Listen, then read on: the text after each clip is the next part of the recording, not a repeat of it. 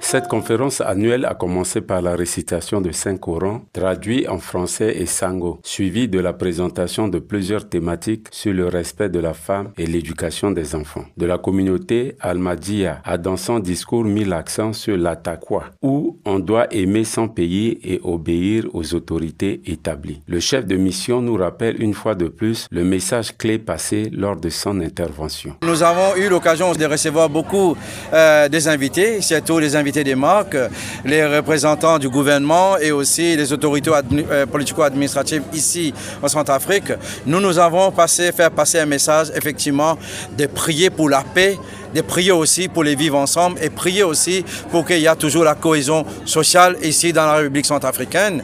Et aussi, nous avons aussi remercié le gouvernement et pour tous les soutiens qu'il nous donne en ce qui concerne pour bien mener nos activités ici en République centrafricaine, pour le bien-être effectivement de la population centrafricaine. Et aussi le support que l'État nous donne en ce qui concerne pour bien mener nos activités Humanity First, humanitaires. Comme vous le savez très bien, nous avons bien élaboré tout ça pendant la convention et aussi hier pendant la conférence. Moi, je vais dire que vous êtes un peuple adorable, vous êtes un peuple, effectivement, moi-même, j'admire beaucoup. Je viens d'un pays qui s'appelle l'île Maurice.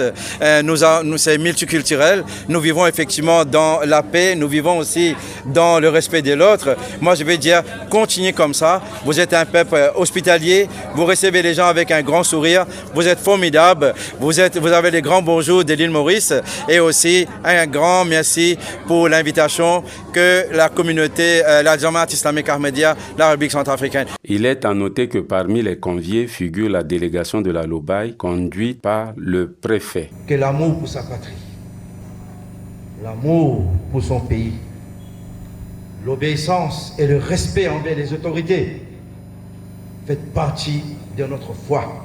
Et voilà la taqwa aussi. Respecter la loi, respecter les autorités.